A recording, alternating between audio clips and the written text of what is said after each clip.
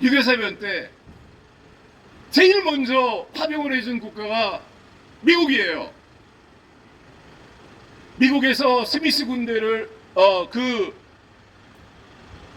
부대를 파견해 줬기 때문에 대구 근처에서 인민군들과 싸워서 그 부대의 3분의 1이 사망하고 행방불명이 되는 그 피해를 입으면서 유엔군이 부산으로 입항할 수 있도록 시간을 벌어주고, 그렇게 그 미국에서 온 군인들이, 그 젊은 군인들이 대한민국을 위해서 생명을 바치고 피를 흘리면서 대한민국의 그 자유를 지켰던 것입니다.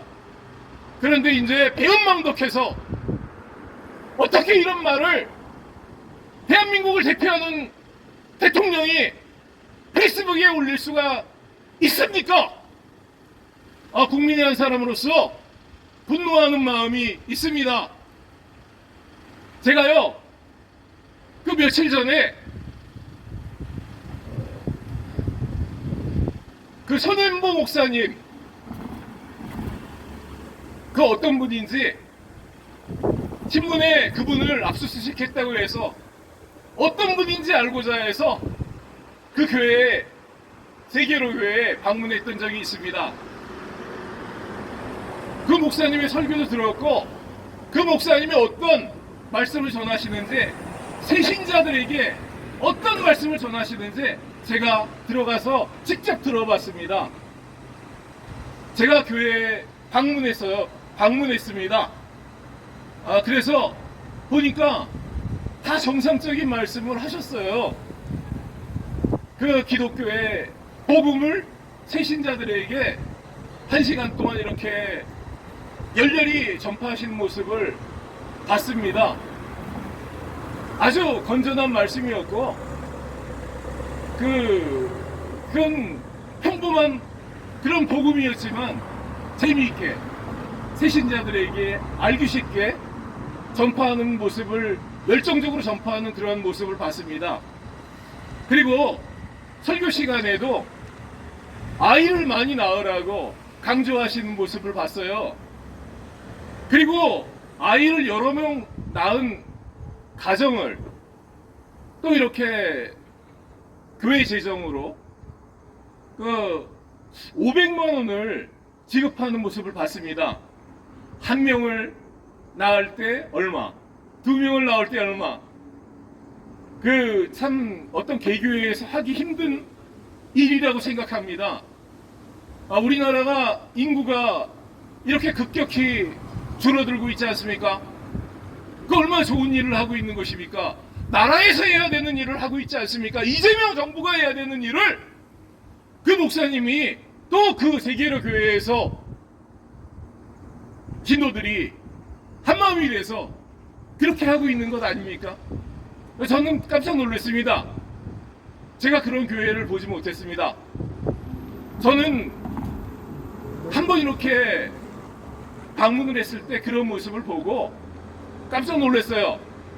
또 군대에 가는 젊은이들에게 그 얼마인지는 몰라도 교회에서 돈을, 금일봉을 준비해서 교회에 가는 그런, 군대에 가는 그 젊은이들에게 이렇게 봉투를 전달하는 모습을 봤습니다. 또 그 교회 신자들 중에 젊은이들, 결혼을 하는 젊은이들, 그 교회에서 그 1등 뷔페 요리를 준비해서 결혼식을 무료로 해주는 모습을 봤습니다. 많은 성도들이 참여해서 그들을 축복하고 그들에게 재정적인 부담을 덜어주고 뷔페 요리를 대접하면서 거기서 결혼식을 진행하는 것들을 봤습니다. 얼마나 모범적이고 얼마나 애국적이고, 또 그 목사님의 말씀 가운데 그 성소수자들을 비난하는 말씀이 없어요. 하지만 하나님의 말씀에 그런 동성연애에 대한 그런 말씀이 있기 때문에 그 말씀을 목사가 가르쳐야 되는 거죠. 하나님 말씀에 금지하고 있는 것을 금지하고 있다고 말하는 것이죠. 그런 것들을 상관념이 없는 유치원 초등학생들에게 그런 그림책으로 어른이 봐도 낯뜨거운 그런 것들을 그런 것들을 가리키는 것이 그것이 맞습니까? 바로 그런 말씀을 하시더라고요. 그것은 제가 하고 싶은 말이고 우리 기독교인이 아닌 어른들도 다 하고 싶은 말입니다. 그래서 차별금지법이 잘못됐으니까 이것이 잘못됐다고 말한 것이 뭐가 죄가 됩니까? 지극히 상식적인 말을 하는 것이 아니겠습니까? 그렇습니다. 그리고 무슨 선거법을 위반했다고 그렇습니다. 그것이 법조문의 위반이라 할지라도 그것이 목사를 체포할 정도로 감옥에 집어넣을 정도로 잘못했다고 보이지 않습니다.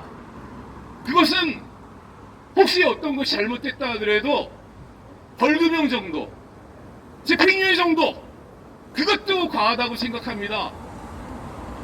그분이 하셨던 사회적인 그런 공부와 과를 비교할 때 너무 좋은 것이 많기 때문에 그런 것들은 그렇게 체포를 해서 그 구금 상태에서 재판을 받게 해서는 안 된다고 생각합니다. 왜 목사님의 핸드폰을 뺏어요? 왜 기독교 목사를 탄압합니까? 이것이 잘못됐다고 생각합니다. 그 특정한 목사님뿐만 아니라 우리 같은 그 평범한 서민들에게 왜 이런 물음표가 나오는 그 위변조된 편집 영상을 사용해서 죄를 뒤집어 씌웁니까? 내 말이 잘못됐다면 그 통용지청에서 설명하시기 바랍니다. 왜 그런 위변조된 블랙박스를 사용해서 죄를 뒤집어 씌워서 3년 동안 이렇게 재판을 진행하고 있는지 해명하기 바랍니다. 우리 같은 시민들은 법에 대해서 잘 모르는 게 정상이고 또 이런 일들을 만나지 않는 게 정상입니다.